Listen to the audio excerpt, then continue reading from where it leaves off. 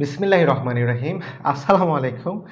আমি নীল রহমান। আজকে তোমাদের সাথে আমি আলোচনা করব বায়োলজির জীবন পাঠ্যাংশের দ্বিতীয় পর্ব। তো আগামী আমরা গত ক্লাসটাতে আমরা পর্ব 1 সম্পর্কে আলোচনা করেছিলাম। আজকে ওই ক্লাসের শেষ অংশ থেকে দ্বিতীয় পর্বটা আমি তোমাদের সাথে আলোচনা করব। তো এটার জন্য তোমাদেরকে যেটা করতে হবে, যারা প্রথমবার আমার চ্যানেলে এসেছো প্লিজ একটু সাবস্ক্রাইব করে দিবা, আর ভিডিওগুলো একটু বেশি বেশি শেয়ার করবা, কারণ এতে একটু উৎসাহ পাই, ক্লাসগুলো করার আগ্রহ বৃদ্ধি পায়। তো দেখো এখানে লাস্ট ক্লাসে আমরা জীবজগতের শ্রেণীবিন্যাসটা সম্পর্কে একটু আলোচনা করছিলাম। এখন জীবজগতের শ্রেণীবিন্যাসের জাস্ট নামটা আমরা বলছি, ডিটেলস আর কিছু আলোচনা করি নাই। তো আজকে একটু শ্রেণীবিন্যাসটা সম্পর্কে ডিটেলস একটু বলবো। প্রথম যে কথাটা বলি সেটা হচ্ছে বিজ্ঞানী ক্যারলাস লিনিয়াস জানো ট্যাক্সোনমির জনক, আমরা লাস্ট ক্লাসে আলোচনা করছি। ওনার সময় ছিল কি জীবজগতে দুইটা রাজ্যে ভাগ করছিল উনি, যেগুলোকে সুপার কিংডম বলা হচ্ছে। একটা হচ্ছে প্রোক্যারিওটা আর একটা হচ্ছে ইউক্যারিওটা। কিন্তু পরবর্তীতে কি করছে, আর.এইচ. হুইটেকার এসে কি করছে 1969 সালে সেটাকে 5টা কিংডমে ভাগ করার একটা প্রস্তাবনা দেন, ঠিক আছে। তো উনি যখন 5টা কিংডমের ভাগ করার প্রস্তাবনা দেন 1969 সালে, সেটা গৃহীত হয়। কিন্তু 1974 সালে এসে মার্গুলিসের সহযোগিতা বা মার্গুলিস সহ সেই প্রস্তাবটাকে বিস্তারিতভাবে রূপদান করে না। আর আমরা আজকের এই কিংডমটা পাই তাদের তাদের বিস্তারিত রূপদানের মাধ্যমে এই কিংডমটা আমরা পাই। তা এখন দেখো এই প্রোক্যারিওটা আসলে বলতে কি বোঝায়, প্রোক্যারিওটা কি আর ইউক্যারিওটা কি। তোমরা জানো জীবজগতে আমরা এখন সাধারণত উদ্ভিদকুল নিয়েই মূলত আলোচনা করতেছি, যেহেতু এটা উদ্ভিদকুলের বিষয়ে আসছে। তো এখন দেখো এখানে প্রাণীকুল, তারপর হচ্ছে ধরো যে এককোষী জীব, বহুকোষী জীব, হ্যাঁ, এগুলো নিয়ে আমরা আলোচনাতে আসতেছি। তো এখন জীবজগতে প্রথম যে কথাটা ভাগ করা হয়েছে, প্রথম যে সুপার কিংডমটা, সেটা হচ্ছে প্রোক্যারিওটা, ওকে। আর এই প্রোক্যারিওটা শব্দটার মানে প্রোক্যারিওটা বলতে বোঝানো হয়েছে যে এখানে এর আদিকোষী হবে। মূলত প্রথম যে কথাটা প্রোক্যারিওটা বলতে এখানে বোঝাইছে এরা আদিকোষী হবে, মানে এরা যারা আছে সবাই কি হবে, আদিকোষী হবে, কেমন। এবং এদের নিউক্লিয়াস থাকবে, সুগঠিত থাকবে না, মানে নিউক্লিয়াসটা অসম্পূর্ণ হবে, যেটা সম্পূর্ণ নয়। এই কথাটা যা জেনে রাখো, দ্বিতীয় অধ্যায় কিন্তু আমরা এটা ডিটেলস পড়বো, নিউক্লিয়াস সুগঠিত কি বা সুগঠিত নয় কি। তাহলে এখানে নিউক্লিয়াসটা সুগঠিত নয় থাকবে, তাহলে আমরা বলতে পারি এখানে নিউক্লিয়াস সুগঠিত নয়, ঠিক আছে। জাস্ট এটা জেনে রাখো। আমরা পরবর্তী চ্যাপ্টারেই এটা আলোচনা করব, সুগঠিত নয়, এই দুইটা ডাটা জেনে রাখো। আর তাহলে সুপার কিংডম 2 ইউক্যারিওটের ক্ষেত্রে কি হবে, এরা হচ্ছে যেহেতু এরা আদিকোষী, তাহলে এরা এককোষী হইতে পারে, এককোষী হবে, বাট এরা হচ্ছে প্রকৃত কোষী। কি প্রকৃত কোষী, এদেরকে আমরা প্রকৃত কোষী বলবো। এবং এরা হচ্ছে নিউক্লিয়াস সুগঠিত, এখানে হ্যাঁ নিউক্লিয়াস, আমি নিউক্লিয়াস বলেছি, ঠিক আছে। তাহলে সুগঠিত, নিউক্লিয়াসটা কি থাকবে, সুগঠিত থাকবে। তাহলে জীবজগতের যে প্রোক্যারিওটা সেখানে হচ্ছে আদিকোষী, এরা হচ্ছে আদিকোষী কিন্তু নিউক্লিয়াস সুগঠিত নয়। বাট ইউক্যারিওটা যেটা, সেটা হচ্ছে প্রকৃত কোষী এবং নিউক্লিয়াসটা সুগঠিত থাকবে। এখন নিউক্লিয়াস সুগঠিত বা সুগঠিত নয় দ্বারা কি বুঝেছেন, এটা আমরা নেক্সট চ্যাপ্টারে আমরা এটা আলোচনা করব, তখন এটা ডিটেলসই আলোচনা করব, ঠিক আছে। এখন প্রোক্যারিওটা থেকে মাত্র একটা রাজ্যে নেওয়া হয়েছে, সেটা হচ্ছে কি মনেরা, ঠিক আছে। প্রোক্যারিওটা থেকে একটা রাজ্যে নেওয়া হয়েছে মনেরা। তো প্রোক্যারিওটা যে বৈশিষ্ট্যগুলো আছে মনেরা রাজ্যের জীবদের মধ্যে সেম বৈশিষ্ট্যগুলো থাকবে। তাহলে প্রথমেই আমরা বলতে পারি যে মনেরা রাজ্যে যারা থাকবে তারা হচ্ছে এককোষী। বলা যায় কি যায় না, যেহেতু প্রোক্যারিওটা থেকে আসছে, তাহলে প্রোক্যারিওটার বৈশিষ্ট্যগুলো থাকবে না, এককোষী থাকবে, ঠিক আছে। তারপর তুমি দ্বিতীয় ক্ষেত্রে যে বৈশিষ্ট্য দেখতে পারো, যেহেতু নিউক্লিয়াস এখানে সুগঠিত নয়, তাহলে যদি নিউক্লিয়াস সুগঠিত না হয়, তাহলে নিউক্লিয়াসের মানে যে উপাদানগুলো আছে সেগুলো থাকবে না। যেমন হচ্ছে নিউক্লিয়াসের মেইন উপাদানগুলোর মধ্যে আমরা একটা দেখি যে নিউক্লিওলাস, ঠিক আছে, নিউক্লিওলাস। দেন হচ্ছে যে নিউক্লিয়াস সুগঠিত নয়। তো যেহেতু নিউক্লিয়াস সুগঠিত নয়, তাহলে নিউক্লিয়াস প্রথমে এককোষী তো আছেই, নিউক্লিয়াসে যে উপাদানগুলো আছে সেই উপাদানগুলোও থাকবে না। যেমন ধরো যে নিউক্লিওলাস, তারপর নিউক্লিয়ার পর্দা, মাইটোকন্ড্রিয়া, এন্ডোপ্লাজমিক রেটিকুলাম বা জালিকা আমরা যেটা বুঝি, এই জাতীয় উপাদানগুলো নেই। তাহলে এটার মধ্যে আছে কি, আছে শুধু রাইবোজোম, ঠিক আছে, এগুলো নাই কিন্তু রাইবোজোমটা উপস্থিত।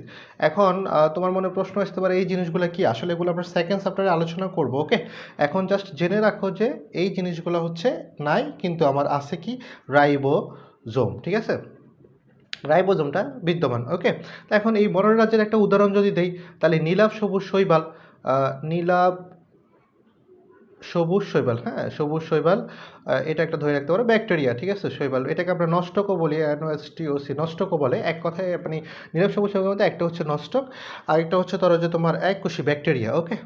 এবার আসা হচ্ছে ইউক্যারিওটা, মানে হচ্ছে প্রকৃত কোষী যেটা। ইউক্যারিওটা হতে 4টা পর্ব পাইছি। কয়টা পর্ব পাইছি? একটা হচ্ছে প্রোটিস্টা, একটা হচ্ছে ফানজাই, একটা হচ্ছে প্লান্টি, একটা হচ্ছে অ্যানিমেলিয়া। তো প্রথম যে বৈশিষ্ট্যটা, প্রথম যে কিংডমটা বা রাজ্যটা পাই সেটা হচ্ছে আমার কি? প্রোটিস্টা, ঠিক আছে। এখন প্রোটিস্টার ক্ষেত্রে আমরা যে জিনিসটা বুঝি, এটার বৈশিষ্ট্য তো এখানে আসবে। তো এরা যেহেতু প্রকৃতকোষী, এককোষী বা বহুকোষী হইতে পারে, এক বা বহুকোষী হইতে পারে, এটা প্রথম কথা। এক বা বহুকোষী হইতে পারে, এটা প্রথম কথা বলতে পারে। তো যেহেতু নিউক্লিয়াস সুগঠিত, তাহলে বলতে পারি নিউক্লিয়াস সুগঠিত। নিউক্লিয়াস সুগঠিত, দন্ত্য নরসিংহী মানে নিউক্লিয়াস বুঝালাম, নিউক্লিয়াস সুগঠিত, ঠিক আছে।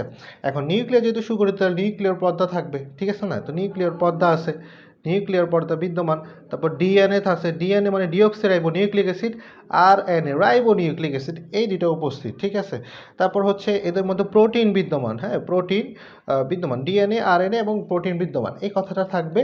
তারপর এটার একটা উদাহরণ যদি আমি দিতে যাই, তাহলে উদাহরণ হবে যে তোমার অ্যামিবা, এককোষী বা বহুকোষী শৈবাল, ঠিক আছে। অ্যামিবা কিন্তু এককোষী প্রাণী, অ্যামিবা এককোষী বা বহুকোষী শৈবাল বা বহুকোষী শৈবাল, ঠিক আছে, বহুকোষী শৈবাল। এই ডেটাগুলো অবশ্য তোমরা তোমাদের বইতেও পাবো, আমি জাস্ট আলোচনা করার জন্য এখানে আলোচনা করা। এখন জেনে রাখা ভালো, এই প্রোটিস্টাটা হচ্ছে কি, এই প্রোটিস্টা যেটা, এই প্রোটিস্টা রাজ্যটাকে 2004 সালে, হ্যাঁ মাথায় রাখো, 2004 সালে বিজ্ঞানী টি টিসি স্মিথ, টি মানে হচ্ছে টমাস, সি মানে হচ্ছে ক্যাভলিয়ার, আর স্মিথ তো স্মিথে, তো টমাস ক্যাভলিয়ার স্মিথ প্রোটোজোয়াটাকে দুইটা ভাগে ভাগ করছে, প্রোটিস্টাকে দুইটা ভাগে ভাগ করছে। একটা হচ্ছে প্রোটোজোয়া, আর একটা হচ্ছে ক্রোমিস্টা। কি কি ভাগে ভাগ করছে? একটা হচ্ছে প্রোটোজোয়া, পরপলাউকা টোকাটো প্রোটোজোয়া, আর একটা হচ্ছে ক্রোমিস্টা, ওকে, ক্রোমিস্টা। উনি কি করছে, টোটাল জীবজগৎটাকে 6টা ভাগে ভাগ করছে। আর এই মনেরার নাম পাল্টাই উনি ব্যাকটেরিয়া রাখছে, ঠিক আছে, ব্যাকটেরিয়া রাজ্য, এটার নাম মানে মনেরা রাজ্য নাম পাল্টে ব্যাকটেরিয়া রাজ্য রাখছিল। আর এইটাকে ভেঙে দুইটা, একটা হচ্ছে প্রোটোজোয়া, একটা হচ্ছে ক্রোমিস্টা। তো টোটাল ওনার দৃষ্টিতে বা সুপার কিংডম মানে অর্থাৎ কিংডম জীবজগৎটা 6টা ভাগে বিভক্ত। বাট আমাদের বইতে এখন পর্যন্ত প্রতিষ্ঠা 5টা, তো আমরা 5টা নিয়েই আলোচনা করব, ঠিক আছে। তা আসো এবার দ্বিতীয়টা দেখো। দ্বিতীয়টা হচ্ছে 3 নাম্বার রাজ্য, কিন্তু মানে সুপার কিংডম 2-এর দ্বিতীয়টা, মানে ইউক্যারিওটের দ্বিতীয়টা হচ্ছে আমার কি, প্রথমটা আমি যেহেতু প্রোটিস্টা পড়ছি, দ্বিতীয়টা হচ্ছে আমার ফানজাই, ওকে। এখানে ফানজাই বলতে গেলে বোঝা যায় এখানে অধিকাংশ জীবই হবে যে তোমার স্থলজ, ঠিক আছে, স্থলজ। তারপর হচ্ছে ধরো যে এরা মৃতজীবী বা পরজীবী, মৃতজীবী বা পরজীবী বলতে কি বোঝায়? মৃতজীবী বা পরজীবী মানে এরা এই এই প্রাণীগুলো হচ্ছে অন্যের উপর নির্ভরশীল, ঠিক আছে। মৃতজীবী অন্য প্রাণীর জীবদেহের অন্য প্রাণী থেকে খাদ্য গ্রহণ করে নিজে জীবিকা নির্বাহ করে, এটা হচ্ছে মৃতজীবী বা পরজীবী আমরা যেটা বুঝি। তারপর হচ্ছে যেহেতু এটা এককোষী, তাহলে এটাও এককোষী হবে, এককোষী বা বহুকোষী হবে, ঠিক আছে না, বা মাইসিলিয়াম, এটা দেখতে প্রায় মাইসিলিয়াম সুতার ন্যায় হইতে পারে। তারপর হচ্ছে কোষ প্রাচীর কাইটিনযুক্ত, খুব ইম্পর্টেন্ট বিষয়, প্রাচীর কোষ প্রাচীরটা কী দিয়ে যুক্ত? কাইটিন দিয়ে যুক্ত। জাস্ট জিনিসগুলোর নাম মনে রাখো, এগুলো আমরা সামনে ডিটেলস আলোচনা করবো, ওকে। তো কোষ প্রাচীর কাইটিন বস্তু দ্বারা যুক্ত। তারপরে এটা সবচেয়ে ইম্পর্টেন্ট বিষয়টা হচ্ছে এটার উদাহরণ যদি মানে ক্লোরোফাসটা অনুপস্থিত, ঠিক আছে, মানে এখানে ক্লোরোফাসটা কী থাকবে? অনুপস্থিত থাকবে এদের মধ্যে, ক্লোরোফাসটা অনুপস্থিত, ঠিক আছে, ক্লোরোফাস্ট নেই বা অনুপস্থিত, যেরকম কথা একটা বলবো। তো এটা উদাহরণ যদি আমি দিতে চাই, ইস্ট, ফেনিসিলিয়াম, মাশরুম, এরকম কথাগুলো আছে। ফেনিসিলিয়ামের কথা বললে তো আসলে আবার ধরো যে আলেকজান্ডার ফ্লেমিংয়ের কথা আসে, ফেনিসিলিন যে ডিসকভার ইনভেনশন করছেন। তো ওইটা দেখো আমরা পরে আলোচনা করবো, ওইটার আলোচনা আছে। তারপর হচ্ছে আমরা রাজ্য 4 আলোচনা করব, রাজ্য 5, 3 আমরা আলোচনা করলাম পাঞ্জাই, আর রাজ্য 4-এ আছে কি আমার প্লান্টি, ওকে। রাজ্য 4 হচ্ছে আমার কি প্লান্টি। তো প্লান্টিটাও কোত্থেকে আসছে? ইউক্যারিওট থেকে আসছে। তো ইউক্যারিওটের জায়গা থেকে আসছে, ইউক্যারিওটে কিছু স্ট্রাকচার এখানে থাকবেই, সহজ কথা। তাহলে ইউক্যারিওটের স্ট্রাকচার হচ্ছে কি, এখানে নিউক্লিয়াস সুগঠিত থাকবে, বাট এটা উন্নত টিস্যুতন্ত্র বিদ্যমান। একটা কথা মাথায় রাখতে হবে যে এটা উন্নত টিস্যুতন্ত্র বিদ্যমান, ঠিক আছে। উন্নত টিস্যুতন্ত্র বিদ্যমান বলতে কেমন? যেমন ধরো যে উন্নত উদ্ভিদ আর কি, যেগুলো হচ্ছে তোমার যৌন জনন করবে, এরা আবার সুপুষ্পক, ঠিক আছে, এরা হচ্ছে যৌন জনন করবে, এরা আবার সুপুষ্পক। সুপুষ্পক বলতে কি বোঝায়? সুপুষ্পক বলতে মানে হচ্ছে পুষ্পক হবে এর, ঠিক আছে। সুপুষ্পক আমরা ডিটেলস আলোচনা করবো, সুপুষ্পক অপুষ্পক এগুলো আমরা ডিটেলস আলোচনা করবো। মশবর্গীয় উদ্ভিদ, ফার্নবর্গীয় উদ্ভিদ, নগ্নবীজী উদ্ভিদ, আবৃতবীজী উদ্ভিদ, হ্যাঁ এগুলো পড়বো। তো এটা উদাহরণ হচ্ছে উন্নত সবুজ উদ্ভিদ, যেমন ধরা যায় আমাদের এই কাঁঠাল, আম, এই জাতীয় উদ্ভিদগুলোর কথা বলা হয়েছে, ঠিক আছে। আরও 4টা-5টা ভাগ আছে, আমরা এটা ডিটেলস আলোচনা করবো, জাস্ট এইটুকু এখন জেনে রাখো, ঠিক আছে। রাজ্য নাম্বার 5, মানে হিসাব অনুযায়ী আজকে শেষ রাজ্য আলোচনা করবো, রাজ্য নাম্বার 5, সেটা হচ্ছে কি এনিমেলিয়া। এখন 5 নাম্বার রাজ্যের কাহিনী কি? এখানে হচ্ছে যে আগের কথার মতো নিউক্লিয়াস থাকবে, যেহেতু আমরা ইউক্যারিওট থেকে পাচ্ছি নিউক্লিয়াস সুগঠিত, ঠিক আছে না। তারপর এটা হচ্ছে এককোষী বা বহুকোষী, তো এগুলো হচ্ছে বহুকোষী প্রাণী, এখানে নিউক্লিয়াস সুগঠিত থাকবে, বহুকোষী প্রাণী। মাথায় রাখবা, কার কাছ থেকে কে আসছে তার বৈশিষ্ট্যগুলো তো সে পাবেই, ঠিক আছে না। এদের মধ্যে কথা হচ্ছে কোষপ্রাচীর থাকে, কিন্তু প্লাস্টিড ও কোষ গহ্বর নেই, ঠিক আছে। কোষপ্রাচীর, জড়বস্তু কোষপ্রাচীর আছে, কিন্তু প্লাস্টিড ও কোষ গহ্বর নেই। মাথায় রাখতে হবে প্লাস্টিড ও কোষ গহ্বরটা নাই। কোষ প্রাচীর আছে কিন্তু কোষ গহ্বর মানে কোষের ভিতরে একটা খালি জায়গা থাকে, সেটা এখানে নাই। আমরা পরের চ্যাপ্টার হচ্ছে এটা আলোচনা করব। তারপর এরা হচ্ছে পরভোজী, হ্যাঁ এটা মাথায় রাখবে, এরা হচ্ছে পরভোজী। আর হচ্ছে যে এরা ধরো যে তোমার পরভোজী উদ্ভিদ, এক দুই হচ্ছে এরা হচ্ছে খাবার মানে খাবার গলৎকরণ করে খায়। যেমন তুমি ধরো যে রয়্যাল বেঙ্গল টাইগার বা আমরা হিউম্যান যারা আছি, মেরুদণ্ডী প্রাণী যারা আছে, তারা কিন্তু খাবার গলৎ করে খায়, হ্যাঁ। তো এটা উদাহরণ হিসেবে দিতে পারি এখানে মেরুদণ্ডী এবং অমেরুদণ্ডী প্রাণী, মেরুদণ্ডী এবং অমেরুদণ্ডী প্রাণী এদের মধ্যে থাকবে। অমেরুদণ্ডী প্রাণী তো বুঝছো, যেমন তোমার ক্যাছো, যেটা অমেরুদণ্ডী একটা প্রাণী। তো সো এই পাঁচটা হচ্ছে কি আমার জীবজগতের যে ভাগগুলো ছিল, এই ভাগের ডিটেলস। এখন আমি পরের টপিকটা যেটা আলোচনা করতে চাই সেটা হচ্ছে শ্রেণীবিন্যাস, ঠিক আছে। পরের টপিকটা হচ্ছে আমার কি, শ্রেণীবিন্যাস। তো শ্রেণীবিন্যাসটা যখন আলোচনা করবো, আসলে শ্রেণীবিন্যাসের ধাপটা একটু প্রথমে আলোচনা করতে হবে, কিভাবে তুমি শ্রেণীবিন্যাস করবা, ঠিক আছে। ধাপের জন্য তোমাকে যেই কয়টা জিনিস ফলো করতে হবে, প্রথম জিনিসটা হচ্ছে কি কিংডম বা রাজ্য থাকতে হবে। প্রথমে যে কোনো একটা প্রজাতি তুমি কিংডম বা রাজ্য সিলেক্ট করলা, ঠিক আছে। প্রথম মনে করো যে একটা কিংডম হচ্ছে তোমার এনিমেলিয়া নিলা, ঠিক আছে। প্রথম একটা প্রজাতি কিংডম নিলা কি, এনিমেলিয়া। আর রাজ্যগুলো তো আছে, আমরা জানি এগুলো আমরা এইটাও পড়ছি, যারা এইটা পড়ছো তারা তো পড়ছো। এনিমেলিয়া নিলা, একটা রাজ্য বা একটা কিংডম নিলা। নেওয়ার পরে হচ্ছে তোমাকে যেটা করতে হবে পর্ব, পর্ব কি পাইলাম। এখানে আবার হচ্ছে বিভাগও হয়, এটা হ্যাঁ বিভাগও হয়, ডিভিশনও হয়, ডিভিশনও বলে এটাকে, হ্যাঁ বিভাগ বা ডিভিশনও বলে। তো এখন পর্বটা কি হইতে পারে, মনে করো যে আমরা যখন এনিমি নিলাম তাহলে করডাটা পর্ব নিব, করডাটা পর্ব, ঠিক আছে। করডাটা পর্ব তো জানোই মেরুদণ্ডী প্রাণী, ছোট থাকে এটা, এদের নটকার থাকে, এটা একটু মাথায় রাখবা, করডাটা পর্বের প্রাণী। তারপর হচ্ছে এইখানে পাইলাম পর্বের পরে মাঝে মাঝে কোনো কোনো বই মানে কোনো কোনো জায়গায় তুমি পর্বের পরে পাইবা সাব পাইলাম, হ্যাঁ সাব পাইলাম মানে উপপর্বটাও পাইবা, ঠিক আছে। উপপর্বটাও পাওয়া যাবে, সাব পাইলাম। তো এখানে আমরা বেসিকলি যে মানে শ্রেণীবিন্যাসের ধাপগুলো, একটা দুইটা তিনটা চারটা পাঁচটা ছয়টা সাতটা ধাপ, এই সাতটা ধাপকে কিন্তু আমরা খুব গুরুত্ব দিব। এই সাতটা ধাপ মেনেই কিন্তু শ্রেণীবিন্যাস করা হবে, ওকে। পর্বের সাথে উপপর্ব থাকবে, তখন এটা দেখা যাবে, এটা ডিটেলস পাবা তুমি। তারপর হচ্ছে শ্রেণী মানে ক্লাসেস। এখন এই যে কডাটা নিলাম, সেখানে একটা শ্রেণী তুমি নিতে পারো, মামালিয়া নিতে পারো, হ্যাঁ। এদের বৈশিষ্ট্যটা হচ্ছে মানে বাচ্চারা মায়ের দুধটা খায়, এই মামালিয়া পর্বের প্রাণীগুলো। এই মাথায় এটা টেকনিক রাখার উপায় হচ্ছে যে মাম্মা কাকে বলে, বাচ্চা মাকে বলে না, তো এইভাবে মাম্মালিয়া রাখতে পারো। মামালিয়া পর্বটা তুমি দিতে পারো, ঠিক আছে। তো মামালিয়া হচ্ছে MAMMALIA, মামালিয়া, ঠিক আছে। তো মামা মানে বাচ্চারা দিতে হবে। তারপর হচ্ছে বর্গ, যেটা মানে আমরা যেটাকে অর্ডার বলতেছি এখানে, এখানে হচ্ছে বর্গের যে অংশটা থাকবে এদের বৈশিষ্ট্যের উপর ডিপেন্ড করবে। যেমন হচ্ছে তো ধরো যে এদের হচ্ছে তোমার ধরো যে ধরার কোনো কিছু ধরার বা আঁকড়ে ধরার উপযোগিতাটা একটু বেশি থাকবে তুলনামূলকভাবে।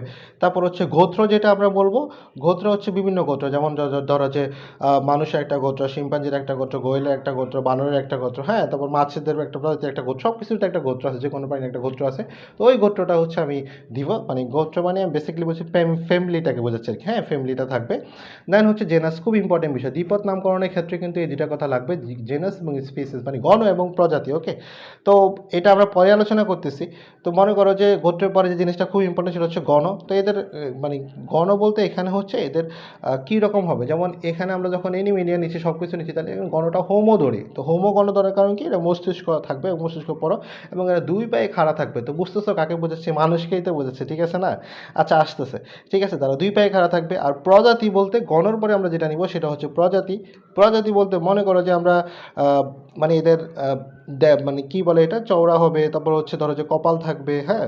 তারপর খুলির হাড় থাকবে, এরকম অন্যান্য বৈশিষ্ট্যগুলো মানে মানুষের বৈশিষ্ট্যগুলো থাকবে, হ্যাঁ। দুইটা পা তো আমরা আগেই আলোচনা করছি, ঠিক আছে না, তুলনামূলকভাবে কম্পেয়ার করবো আর কি। তো এখানে আমি বলতে পারি এটাকে হোমো, আর প্রজাতিটাকে আমি নিতে পারি কি সেপিয়ান্স, ওকে, SAPIENS, সেপিয়ান্স। তোমরা ক্লাস 8-এ পড়ছো অবশ্য হোমো সেপিয়ান্স, তার মানে এটা মানুষের বৈজ্ঞানিক নাম আলোচনা করছি। তো আশা করি আজকের যে জীবজগৎ আর শ্রেণীবিন্যাসটা আমি আলোচনা করছি তোমরা এটা বুঝতে পারছো। তারপরে যদি কোনো কোয়েশ্চেন থাকে সেটা অবশ্যই কমেন্টে জানাই দিবা। তো পরবর্তী ধাপ নিয়ে আলোচনা করব। তো আজকের জন্য এখানেই রাখি, পরবর্তী ধাপে দেখা হচ্ছে ইনশাল্লাহ। তো সবাইকে ধন্যবাদ, আসসালামু আলাইকুম।